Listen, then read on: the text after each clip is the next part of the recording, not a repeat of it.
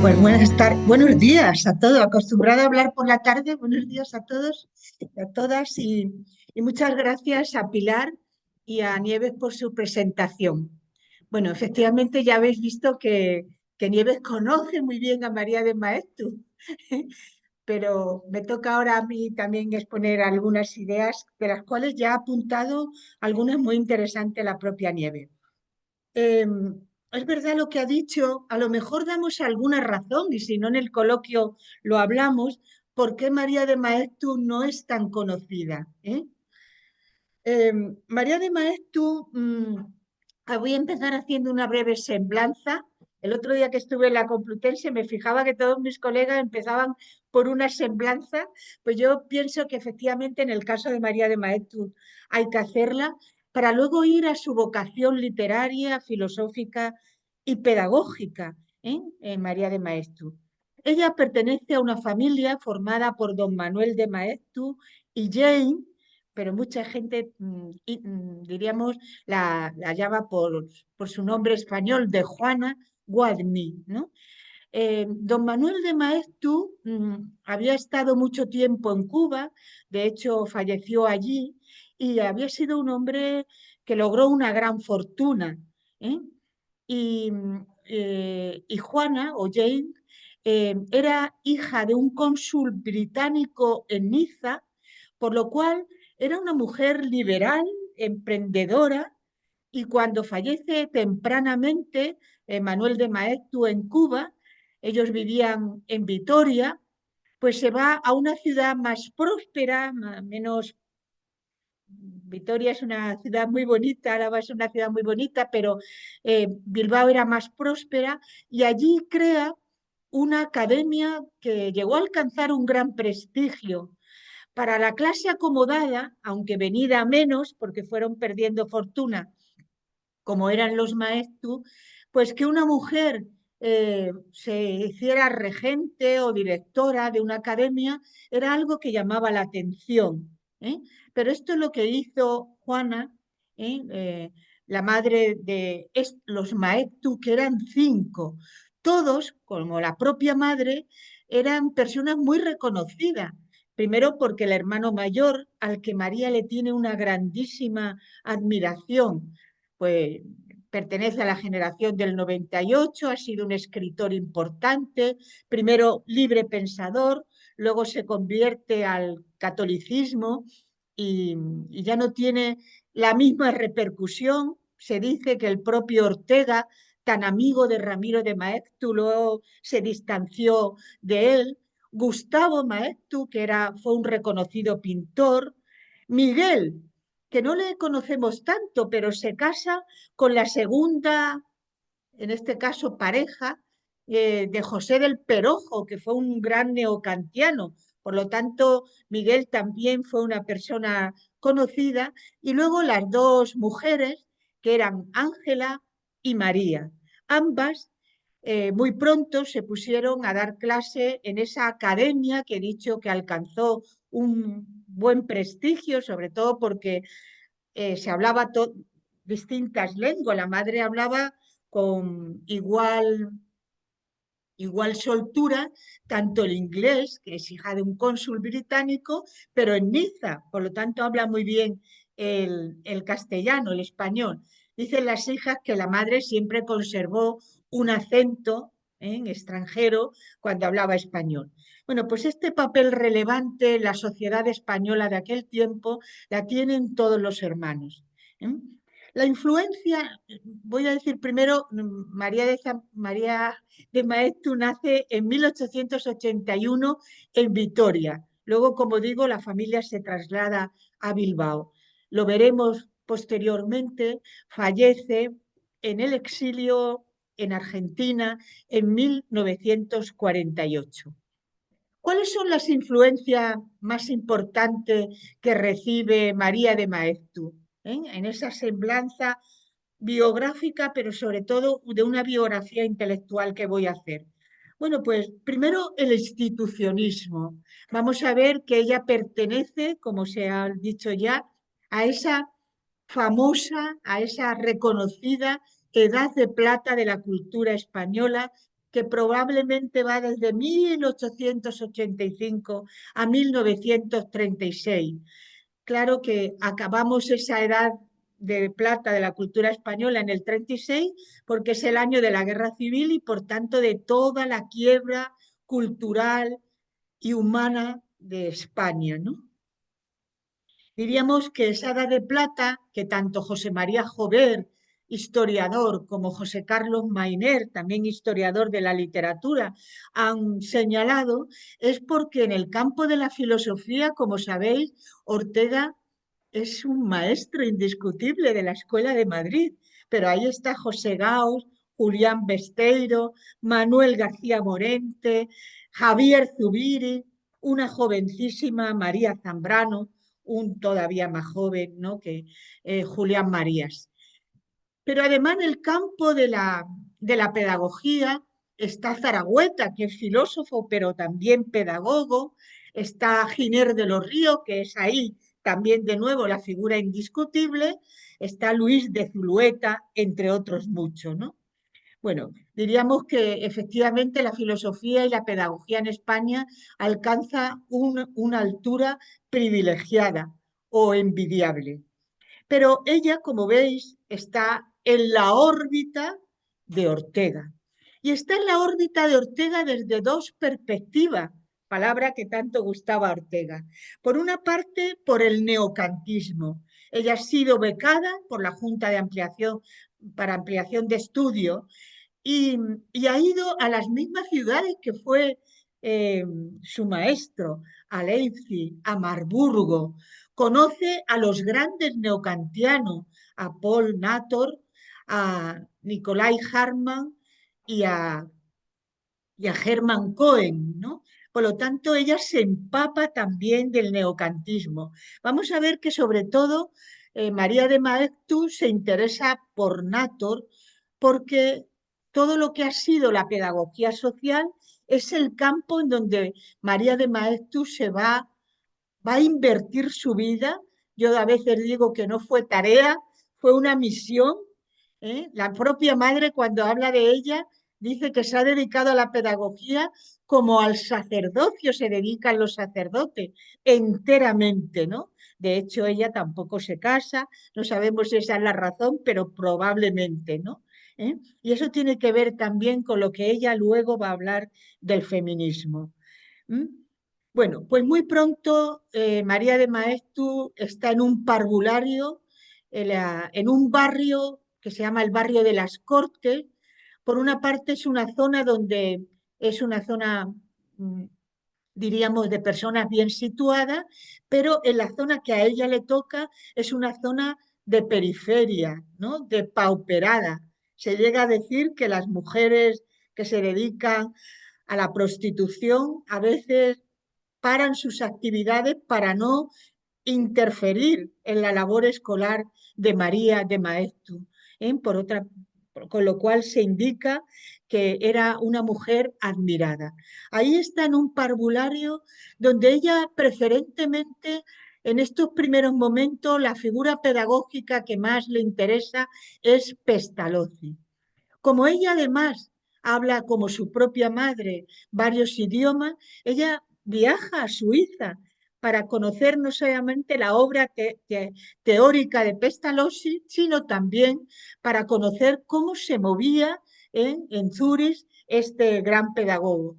Y al final de su vida escribe una, un artículo que titula El fracasado genial que le dedica a este pedagogo.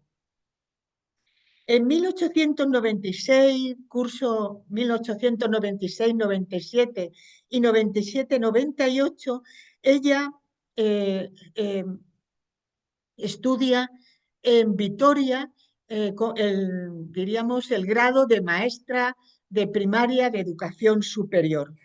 Pero más tarde se va a Salamanca, como ha comentado Nieves, para empezar la licenciatura. Y con diríamos que con el filósofo que se va a conectar y conocer más cerca es a Miguel de Unamuno. Luego voy a decir por qué. Miguel de Unamuno le esperaba para entrar con ella en las clases. Es una mujer, es universitaria, pero el propio catedrático, en este caso la gran figura de don Miguel de Unamuno, le espera para entrar con ella en el aula. Pero por la gran amistad que tiene Ramiro de Maeztu, su hermano mayor, y Ortega, ellos intercambian correspondencia y Ortega le sugiere que María de Maeztu vaya a estudiar a Madrid. Primero se matricula en la Escuela Normal Superior de Magisterio, donde en 1909, donde desde 1908 Ortega ya es profesor. Ahí es donde conoce a Lorenzo Luzuriaga. Hay que recordar que Revista de Occidente y Revista de Pedagogía son dos revistas paralelas que se crean en 1923. Una la dirige Ortega, la otra Lorenzo Luzuriaga. Pero al mismo tiempo, María de Maeztu se matricula en la sección de Pedagogía de la Facultad de Filosofía y Letras de la Universidad Central de Madrid, donde desde 1910 Ortega, siguiendo la cátedra que hasta entonces ocupó Nicolás Salmerón, un gran clausista, catedrático de Filosofía del Derecho, a partir de 1910, la cátedra de Metafísica la regenta José Ortega y Gasset. En este tiempo, ya el filósofo cercano es Ortega. Soledad Ortega cuenta cómo María de Maeztu iba mucho a su domicilio, a su casa, y pasaban grandes horas. Dice, a veces nos acostábamos toda la familia y María seguía hablando con Ortega de filosofía. Y todavía más, Soledad dice que de su padre, que su padre llegó a decir, lo ha anunciado también Nieve, es la mujer más capaz de intelecto y corazón que he conocido. Estas palabras son de José Ortega y Gasset referidas a María. Bueno, en una gran obra que escribe María de Maeztu en 1941, que es lo que yo creo que se refiere Nieves cuando dice que también escribe muy bien, bueno, era de oratoria brillante, lo dice todo el mundo que la oyó. Era una mujer bonita, vamos a decirlo, rubia, de ojos claros, pequeñita, pero cuando empezaba a hablar, dicen que era de una oratoria ferviente, enardecida, y las personas le ovacionaban al terminar su discurso, lo cual llama la atención porque no era tan frecuente que la conferenciante fuera una mujer, ¿no? Bueno, pues en su antología del siglo XX, Semblanza de autores y pensadores, eh, María de Maeztu se dirige, eh, cita estas palabras tan bonitas sobre Ortega. Las cita y me lo recordó Nieves en su obra Ortega, en el primer tomo de Circunstancia y Vocación, Julián Marías. Dice así, son, son las 9 de la mañana. El aula, con una ventana que mira a los jardines del Retiro, está ocupada por 40 estudiantes, hombres y mujeres. Entra Ortega en la clase con una carpeta de cuero en la mano. Es un diálogo de Platón, el Teeteto. Antes de comenzar la lectura, expone a los alumnos en una breve introducción lo que va a ser su curso de filosofía. Filosofía, dice, es la ciencia general del amor. Recuerden que así empiezan las meditaciones del Quijote. Hay que hablar del amor. Y dice a los jóvenes, olvidar el odio. Meditaciones del Quijote la escribe en 1914, la Primera Guerra Mundial. Volver al amor, ¿no? Pues dice Ortega, filosofía, dice, es la ciencia general del amor. Dentro del globo intelectual representa el mayor ímpetu hacia una omnímoda conexión. Y siguen las palabras muy bonitas de María de Maeztu acerca de cómo hablaba Ortega. Pero si el texto llama la atención por las metáforas que emplea siempre Ortega y esas palabras tan brillantes, yo creo que llama más la atención lo que sigue diciendo María de Maeztu. La palabra del maestro, clara, precisa, elegante, produce una extraña emoción. Los alumnos intentan tomar notas en sus cuadernos, mas al punto quedan absortos, detenida la pluma ante el papel, en la maravilla de aquella exposición filosófica vestida con una gran riqueza de imágenes y metáforas. Parece que asistimos no a la explicación de una clase magistral, sino a la pericia de una teoría dramática cuyo protagonista es la propia vida del filósofo. Así narra María Zambrano, María de Maeztu, en las clases primeras de Ortega. También cita, ya no he traído esa cita, cuando Ortega en 1935 conmemora el 25 aniversario de su docencia. También lo narra en esa antología del siglo XX. Eh, Antes que seguir más adelante, quería decir que, ¿por qué he dicho que Unamuno acompañaba al aula a la propia María de Maeztu? Hay que reconocer que desde el siglo XIII la mujer en España podía acudir y ser alumna en la universidad. Se acaba de citar un artículo que yo hice sobre Lucía de Medrano, catedrática, no, no por plaza, pero sí porque ejerce la cátedra en la Universidad de Salamanca. En el siglo XV también está la hija de Antonio de Nebrija, Francisca de Nebrija. Es decir, la mujer desde el siglo XIII puede acudir a las aulas. Lo que sucede que socialmente no está bien visto, no está bien visto. Y las primeras que van a las aulas es en el siglo XIX Concepción Arenal y Emilia Pardo Bazán. En 1893, las dos primeras mujeres universitarias van a ser María Goyri y Matilde Pormés. María Goyri es la mujer de Ramón Menéndez Pidal. Es decir, mientras que en 1900 y 1901 en la Universidad Española solamente había matriculada a una mujer, en 1918, en el curso 1918-19, estaban matriculadas 100 universitarias. ¿Eh? Pero ¿qué pasaba en aquel momento? Que aquellas mujeres que iban a la universidad se les hacía unos requerimientos muy importantes. Uno, no pueden estar en los pasillos. Dos, no pueden entrar en el aula hasta que no entren al paso del catedrático o del profesor que va a impartir la lección. Y tres, no se sientan entre los compañeros, sino se sientan en una silla cercana al propio catedrático, por ejemplo. ¿Mm? Y efectivamente los alumnos no se sienten bien con sus compañeras y algunos profesores tampoco. ¿Eh? Bueno, sin embargo, María de Maeztu era una mujer muy distinta. El hecho de que hablara varios idiomas le valió también el que asistiera a muchos congresos internacionales. Por ejemplo, en 1908 va al Congreso de Educación Moral de Londres, donde ella luego escribe un artículo, La pedagogía en Londres y la escuela de párvulo. Como veis, los párvulos, Pestalozzi, los niños, es lo que siempre le interesa. Ahí ella, con todo lo que se dice en Londres, en aquel Congreso de Educación Moral, está de acuerdo con la coeducación.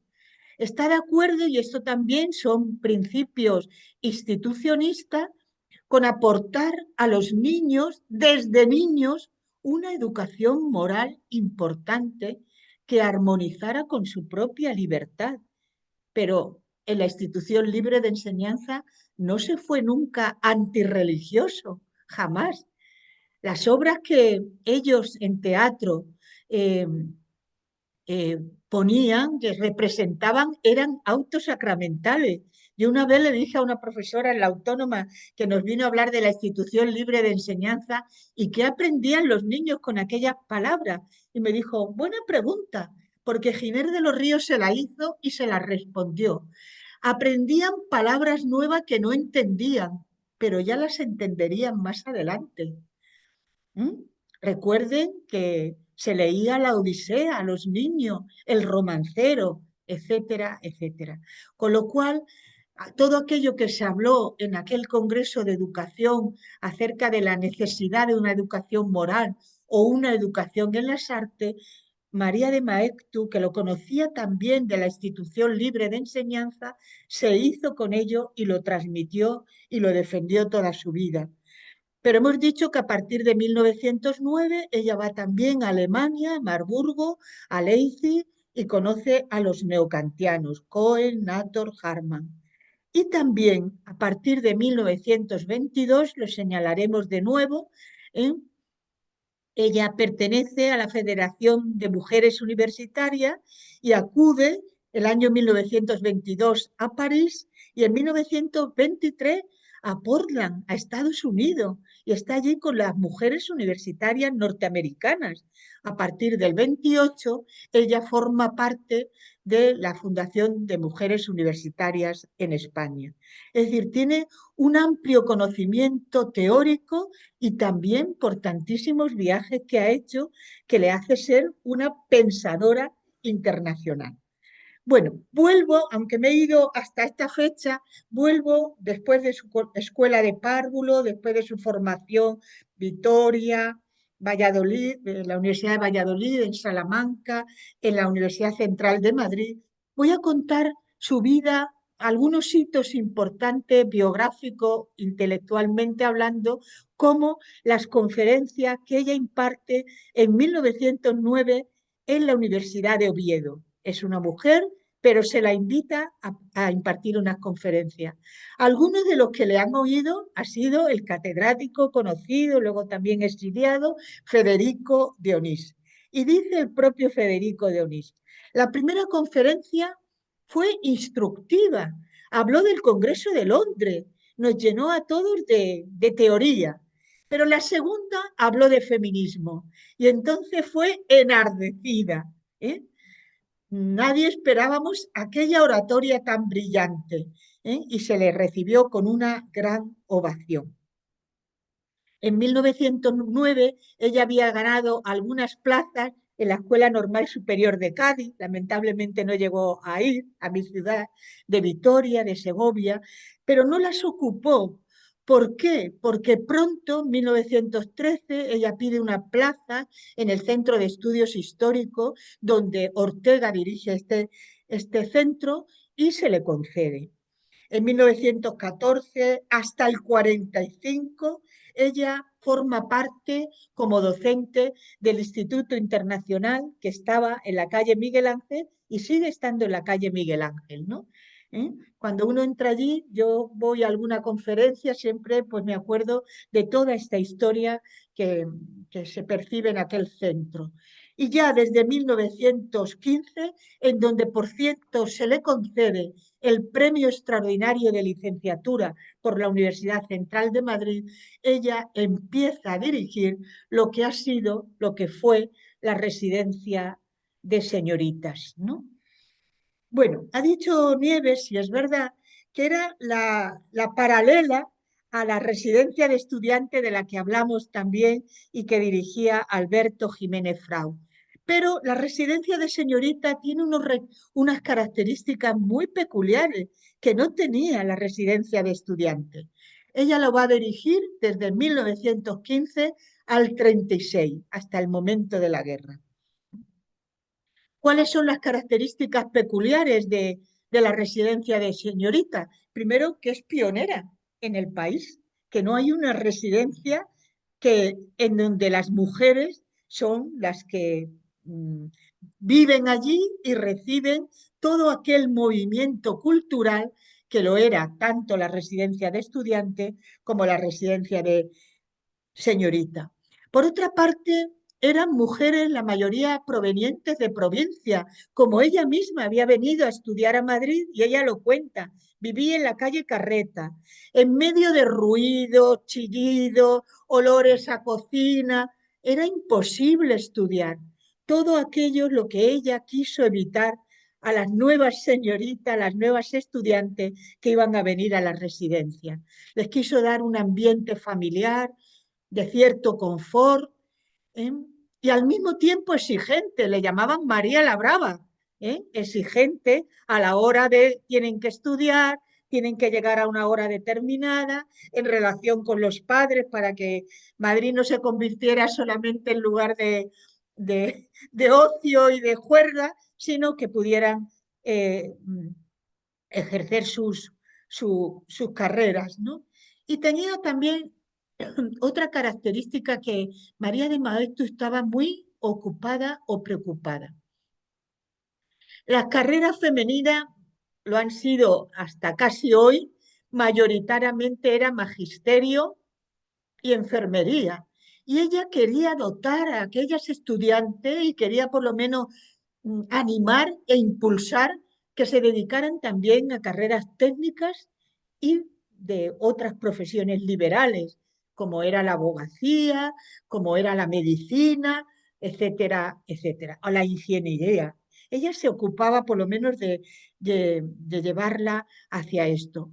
Como ella era también profesora del Instituto Internacional, esto fue muy importante, ella procuró la internacionalización de esos estudios. Por lo tanto, se crearon becas de investigación, becas también para los laboratorios, becas también para el material fotográfico e intercambio de alumnas entre Estados Unidos y España, ¿no? ¿Quiénes son las primeras alumnas? Josefina de Carabias, que ha citado Nieves, aquella gran conocida periodista, Victoria Kent o Victoria Ocampo, que era argentina, pero siempre que venía a Madrid, gran amiga de Ortega, pues se quedaba en la residencia de estudiantes.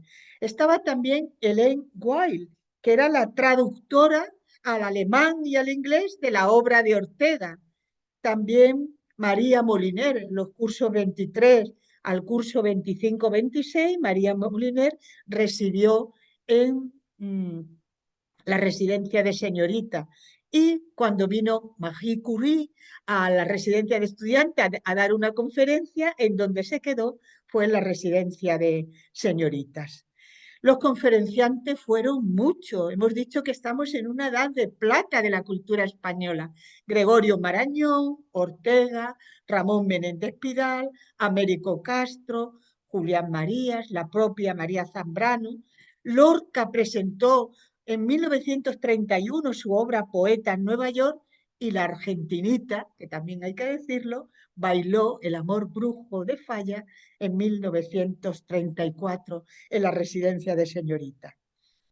Desde 1918, como veis, tenía lo que se llamaba en mis tiempos de niña pluriempleo, ¿no? Ahora nos falta empleo, pero en aquellos tiempos había pluriempleo, de poco salario, pero había pluriempleo, ¿no? Pues ella, desde 1918 a 1934, dirigió la sección primaria del Instituto Escuela, que estaba, diríamos, bajo la influencia, bajo la inspiración de la institución libre de enseñanza. Recuerden algunos de aquellos principios pedagógicos. Los niños, los alumnos no tenían libros de texto, no tenían libros de texto, sino que cogían apuntes que luego sus propios profesores corregían. Estaban a favor del esfuerzo y la disciplina, y no de aquella disciplina rusoniana, ¿no? Como he dicho antes, desde niños leían la Odisea, el Romancero, ¿eh? Y los autos sacramentales, que fue aquella pregunta que yo le hice a aquella profesora, ¿no? Y sobre todo tenían ese amor por la naturaleza, por salir al Guadarrama, practicaban, diríamos, las mismas horas de aula como de naturaleza, creaban colonias, hacían trabajos de arte, ¿no?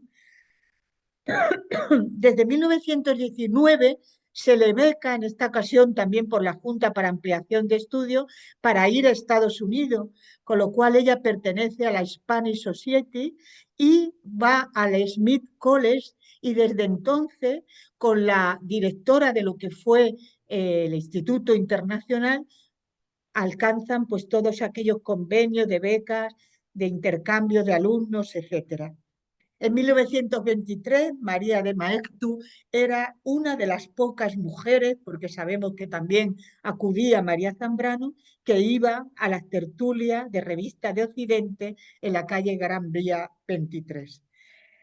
Y en 1926 empieza, ya forma parte y es presidenta de aquella federación, había ido antes a París, a Estados Unidos, de mujeres universitarias de la Federación Española.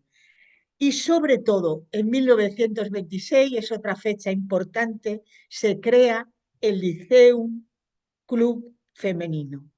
Dedicaremos algunas palabras a este Liceo Club. ¿Qué quería María de Maeztu con otras mujeres como Carmen Baroja, Mabel Ric, que era la esposa de Pérez de Ayala, María Legárraga, que era la mujer de Gregorio Martínez Sierra? ¿Qué querían? Bueno, pues querían crear, dice María Teresa León, esposa entonces de Rafael Alberti, crear un espacio de independencia femenina. Eso dice María Teresa León, independencia femenina. ¿Mm?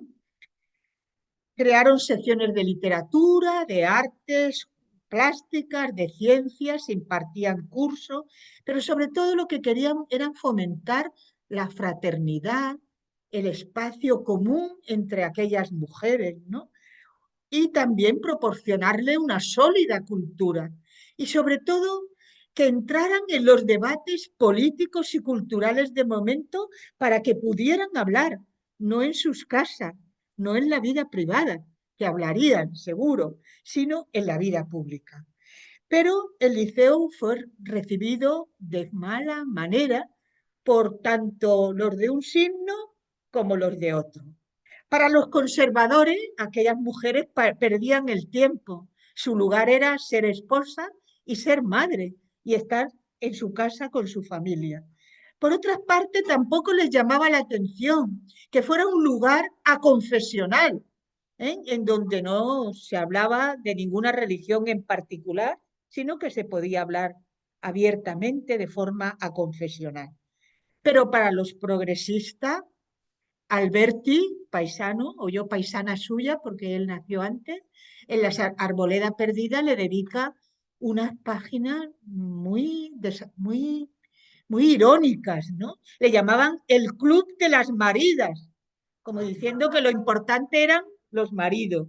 Hay una obra de una profesora de literatura de La Mancha que la dedica al liceo, un club femenino bajo el título El Club de las Maridas, ¿no? Por lo tanto, aunque María de Maeztu ponía como verdadera misión toda su vida en este gran objetivo que yo creo que fue su gran preocupación, que era la formación, la capacitación de la mujer en la vida profesional y en la vida pública, no todo fueron mieles. 1927, por primera y última vez, María de Maeztu acepta un cargo político venido de la dictadura de Primo de Rivera. El cargo era pertenecer a la sección de educación e instrucción dentro de la Asamblea Nacional Constitutiva. Eso le llevó también a que por esta fecha, no he puesto la fecha exacta, que tengo aquí una chuleta con la fecha exacta para no equivocarme, pertenece como único miembro mujer femenino en la Junta de Ampliación de Estudios. Es vocal también de la Junta de Ampliación de Estudios. A partir de 1932, María de Maeztu, no sé cómo, si el día tenía 48 horas para ella, es docente de la sección de Pedagogía de la Facultad de Filosofía y Letras de la Universidad Central de Madrid.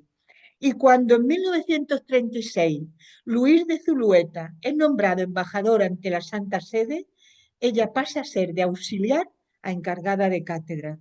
Duró poco, porque el 36 supuso también la quiebra de toda esta ejercicio. Bueno, he dicho que era en julio, pero en realidad venía dando clase de 3 asignaturas: educación, pedagogía, historia de la pedagogía y paidología, es decir, la educación para los niños desde el 10 de abril. No se me olvida porque es la fecha de mi cumpleaños. Bueno, pues a lo mejor en este punto que voy a tocar dentro de su biografía intelectual está de alguna manera la respuesta a la pregunta que nos ha hecho Nieve. Llega la guerra civil. Lo primero que sucede es el asesinato por tropas milicianas. Su hermano ya no era un libre pensador, era un pensador católico, ¿eh? De su hermano mayor. Es decir, asesinan a muchas personas queridas y para ella especialmente le afecta por la admiración y el cariño que tenía a su hermano Ramiro.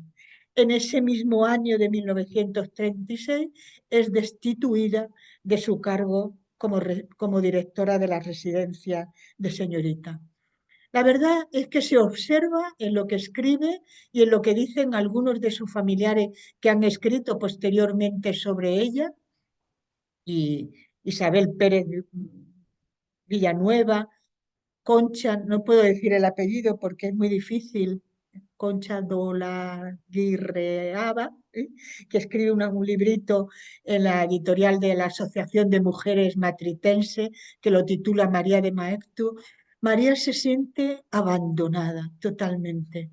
Ella es católica de creencia, pero siente que en ese momento de la guerra unos y otros la han abandonado totalmente. ¿No? Con lo cual se va a Argentina, donde se le ofrece una cátedra de historia de la educación. Allí está Victoria Ocampo, que es su gran amiga, como lo fue de Ortega, en la Universidad de Buenos Aires. Vuelve a escribir en la prensa, en los periódicos, entre otros el periódico La Prensa de Buenos Aires. Da conferencias en Uruguay, en Chile. Una de sus obras, Historia de la Cultura Europea, muy bien escrita, en donde se ve por una parte la razón histórica, pero por otra parte su pensamiento cristiano, lo escribe desde allí, pero María de Maeztu ya no es la que era. De hecho, vuelve en 1945 porque se le hace un homenaje a su hermano, Ramiro. Ella va a aquel homenaje, vuelve con la esperanza de que quienes están en la residencia de señorita, ahora llamada Residencia de Santa Teresa, sus alumnas, pero sus alumnas le reciben fríamente. Quieren hacer un corte entre lo que fue aquella etapa anterior de la guerra y la etapa actual, con lo cual en el 45 se vuelve a Buenos Aires y allí muere. ¿Cuál es su pensamiento que he ido desgranando de alguna manera, pero me voy a parar en estos últimos momentos? Bueno, yo primero, como nos acostumbraba a decir Avellán, que escribió en El Escorial su historia crítica del pensamiento español, no le llamó filosofía, sino pensamiento. Yo creo que su sus ideas más importantes en el pensamiento vienen del neocantismo, preferentemente de Nator. Ella traduce la obra de pedagogía social de Nator, ¿no? Y también la pedagogía dentro de los límites de la humanidad, traduce al inglés y traduce del alemán, ¿no? En este caso del alemán la obra de Nator. ¿Qué idea tenían aquellos neocantianos de la pedagogía? Pues la pedagogía vale, tiene sobre todo un objetivo que es la transformación social. En su caso, la transformación social en los niños se ocupa mucho de los niños. Pestalozzi, Frebel, los niños tienen que ir todos a la enseñanza, las clases más desfavorecidas deben ser educadas, ¿no? El juego, toda esta idea es importante en el caso de María, que viene de toda de esta influencia, ¿no? Y de una manera especial, como hemos venido diciendo, la transformación, la capacitación de la mujer, ¿no? Ese pensamiento neoconservador que le viene de estos pensadores suizos, alemanes, hacía que, diríamos, el ideal social en María de Maeztu era más importante que el ideal político. Hemos señalado que apenas habla de política y apenas se dedica a ello, ¿no? eh, Diríamos que los principios filosóficos le vienen, por tanto, del institucionismo de Ortega, cuando habla en la historia de la cultura europea, ella habla constantemente de la razón histórica. Eso es lo que le interesa. Pero se distancia, lo escribe en el año 41 de Ortega, bajo esa idea que María de Maeztu tiene como pensadora más cercana a un existencialismo cristiano. ¿Eh? Y así me baso en lo que ha dicho Nieve de la importancia de ella como literata, ¿no? Yo creo que su importancia como literata es porque es capaz de escribir esas semblanzas tan bellas, ¿no? Acerca de tantos pensadores, muy bien escrita, también esa reflexión que hace de la historia de la cultura europea y tantos prólogos que fue escribiendo a la obra de su propio hermano, ya asesinado, ya muerto, que era Ramiro de Maeztu. Por ejemplo, voy a citar unas palabras de, de Antonio Martín Gamero, que fue historiador y cronista de Toledo, refiriéndose a María de Maeztu, en un artículo que tituló Las forjadoras de la mujer moderna.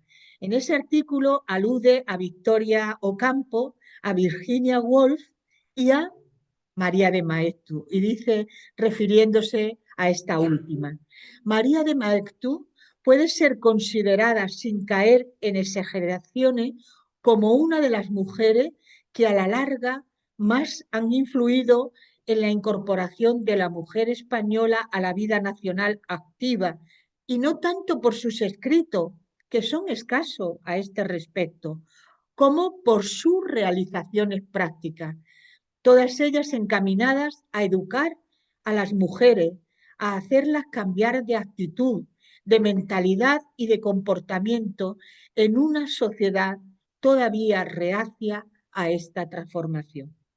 Morla, que fue también otro personaje, ¿eh? También se exilió y, y fue también muy conocedor de la obra de Lorca, decía, yo nunca supe a qué partido pertenecía María de Maeztu, ¿no? Es decir, diríamos que su misión, su tarea, digo, su misión fue fundamentalmente social más que política. En el caso de la pedagogía lo hemos ido viniendo lo hemos venido diciendo, pero voy a citar unas palabras que cita Federico Donís de aquella conferencia de 1909 en Oviedo. Dijo una frase que se hizo popular y todo el mundo la atribuía a quien tenía que atribuirla, María de Maeztu. Dice el antiguo proverbio, la letra con sangre entra, pero no con la sangre del niño, sino con la del maestro. ¿Mm? Cuando quiso hablar y, y favorecer la educación de todos los niños, de los más humildes, siempre a través de una educación en la que hay disciplina, pero hay espontaneidad, hay sentido afectivo, hay sentido familiar, ¿eh? Y sobre todo esa idea que tenía Pestalozzi y Froebel del juego, ¿no? En el juego se ven los intereses de los niños, ¿no? Y también diríamos en la pedagogía esa idea que tenía María de Maeztu, que le venía por familia, de internacionalización. Y diríamos también con Giner de los Ríos, ese auténtico maridaje que en Giner de los Ríos se dio y María de Maeztu lo promovió, ese maridaje que debe haber en el amor a la tradición, pero también en el amor a la novedad, ¿no? En el feminismo. María de Maeztu ha sido una mujer que ella misma lo dice, soy feminista, ¿no?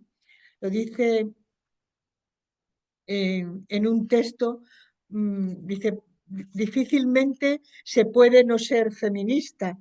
Soy feminista, me avergonzaría no serlo, porque creo que toda mujer que piensa debe sentir el deseo de colaborar como persona en la obra total de la cultura humana. Por tanto, es un feminismo en donde ella, conservador, por una parte, porque ella cree, aunque no lo practicó, que la función suprema de la mujer es el matrimonio y los hijos, ser madre y esposa. Pero está convencida, porque lo ha visto, ella misma, esto sí que lo ha vivido, que necesita para vivir trabajar y entonces lo que quiere es capacitar a la mujer para que tenga en la vida pública una vida profesional justa, igualmente justa que la de los varones. Ya en 1904, en la Asociación del Sitio de Bilbao, había dado una conferencia hablando de que la mujer tiene igual talento que el varón. ¿Mm? Y ahí es donde también dice que hubo una ovación tremenda.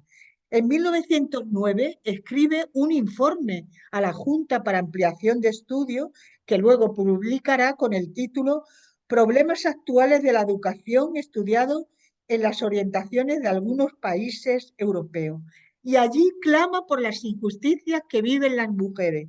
Una, desigualdad en la ley del divorcio, desigualdad en la tutoría de los hijos y, por supuesto, desigualdad para obtener trabajo y salario justo en comparación con los varones. Bueno, había escrito un libro, un artículo en la revista Estudio que tituló Feminismo, en una obra de mujeres eh, eh, que había escrito, había recopilado Gregorio Martínez Sierra, que se titulaba Las mujeres.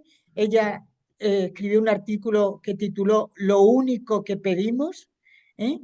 Y, y, ahí dice, aunque la suprema función es la de casarse y criar hijos, ya que no siempre una mujer encuentra situaciones favorables y tiene que desde joven trabajar, que trabaje con una vida independiente y justa, ¿no? Y en 1934, yo me acuerdo que en el año, no me acuerdo, en el 8 o en el 9, que se celebraba el 75 aniversario de la Universidad Internacional Menéndez Pelayo, me dijeron que por qué no hablaba de las mujeres que había hablado en la Universidad Internacional de Verano de Santander. Es así como se llamaba la Universidad Internacional Menéndez Pelayo antes de la guerra. Y yo dije, pero es que, por ejemplo, a María Zambrano nunca le dejaron hablar. Dijo, pues habla de eso, de voces silenciadas. Bueno, pues la voz de María Zambrano fue silenciada. María de Maeztu, ¿no? En 1934 dio dos conferencias en lo que se llamó Vida Social del siglo XX, que la tituló El feminismo. Y de nuevo, en esta en estas conferencias, pues dijo todo lo que ella entendía acerca del feminismo, que tiene un cierto tinte conservador, pero nadie puede negar que en el campo práctico, como decía este autor, ¿no? Antonio Martín Gamero, eh, pues hizo una labor inmensa, ¿no? Concluyo. María de Maeztu fue una figura clave en la historia de la formación y la capacitación de la mujer en la primera mitad del siglo XX. Su misión fue esta y a ella le dedicó todos sus esfuerzos haciendo lo que predicaba, viviéndolo primero en sus entrañas. Esta formación iba unida a una formación internacional realmente pionera en España. Su objetivo era la educación de la clase media y su profesionalización.